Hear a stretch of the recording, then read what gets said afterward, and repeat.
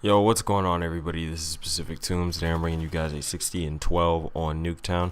This could have been a better game for me, but certain things didn't go my way. A guy joined session and killed me a couple times, and bad blackouts hit detection. That kid got panic knifed. But moving on, let me go ahead and talk about this story. So today I'm going to be talking about the time that I almost broke my back. Now, this story that I'm about to tell you guys happened when I was a small child, but I still feel the effects of it today, and I still have the scar from it. So being a child that grew up in the suburbs of Atlanta, Georgia, I was one kid who watched a lot of television. And at the time, I watched a lot of Nickelodeon. And if you guys watched Nickelodeon when you were younger, you would know that there was a show that came on called Rocket Power. Rocket Power was basically a show of some kids out in California who, BMX bikes, skateboarded, surfed.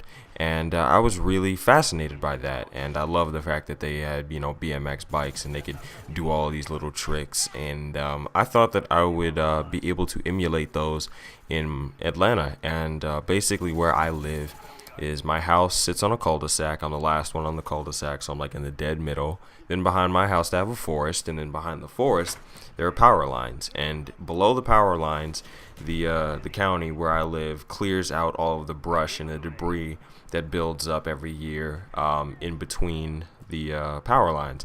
And this year they decided to come through, and they came through with bulldozers because there were a lot of boulders and there were a lot of rocks that they needed to clear out. So they came in, moved all the rocks and everything, and it basically looked like a BMX place. It's like they put slab down on the floor, they put everything out there, and I was thinking, maybe I should go back there with my bike and some of my friends, and we can, we can do some of these tricks and stuff. Now, seeing as the fact that I was 10 years old, I had no idea how to build a ramp of any sort.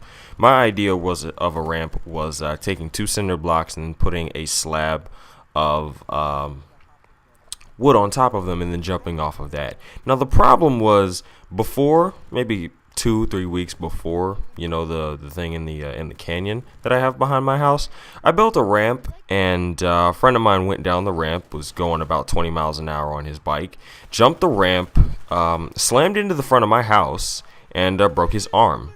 Now, seeing as the fact that my friend broke his arm, I thought that I was okay, that I'm not doing exactly what he was doing. I won't be going 20 miles an hour, and I'll just be dropping in.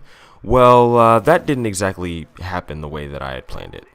So I go back to the canyon, I take my mountain bike, and there's the problem. I had a mountain bike. I didn't have a BMX bike. So I take it back here, and I drop in, and, I'm going down this hill, and it keeps getting steeper and steeper and steeper. And as I keep gaining speed, I'm like, oh my God, Mom, I'm gonna do it. Mom, I'm gonna do it. I did it all right. So I drop in, and it turns out that this drop is, it's not some little measly 5 feet. It's about 15 feet. And I'm going down this hill, and I'm like, yeah!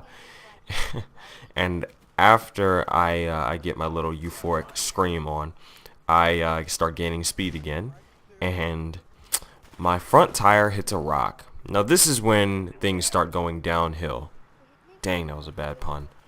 My front tire hits a rock, and I go head first over the handlebars. Now I go flying. I'm thinking I'm doing some, Travis Pastrana, motocross, YY fakey phase optic sick grizz, ladder stall here. No, I am in some serious danger, because the way I flipped, there is a bed of rocks in front of my bike, and I just so happened to cartwheel over my handlebars, and I slam my back onto the to the bed of rock. Now, once I slam my bed onto the bed of rock, the wind is knocked out of me. I feel some pain, but I also feel really, really numb. And I've never broken a bone in my body before, but the feeling that I felt after I hit the ground was probably the worst feeling that I've ever felt in my life, next to having my heart broken. What happened is, there was a rock, a triangle-shaped rock, like a pyramid, and it was pointing up, and it just so happened that when I cartwheeled over, my back landed on top of that little pyramid-like rock. and it didn't hit my spine, didn't hit my spinal cord, but it barely missed it. And as soon as I hit it, I started, that blood curdling scream that babies have when you take something from them. Yeah, I had one of those moments, and all of a sudden, like, you see people coming from out of nowhere. I mean, I'm back here with like two of my friends, and then you see like five people show up asking, "Who in the world just screamed like that?" And they see me on the ground, and I'm like, "I can't feel my back. I can't feel my back." So one of my homeboys literally picks me up and carries me on his back all the way up to my house, back up to my mom's, and she takes me to the nurse. Takes not the nurse. She takes me to the hospital, and they say that I'm fine, but I was dangerously close to breaking something. And the miracle is I still have the scar. I still feel it every now and then, but my point is, TV made a serious impression on my life as a kid. I mean, between Rocket Power and motocross and all of this other stuff that I watched as a kid, it's a miracle that I'm actually alive now. Like, I remember one time I actually cut a friend of mine off. We were riding bikes, and he hit my back tire. I went flying, and he went flying. He scraped most of the skin off of his face. But I hope you guys enjoyed the story. That's it. I'm Tomb. I'm out. Deuces.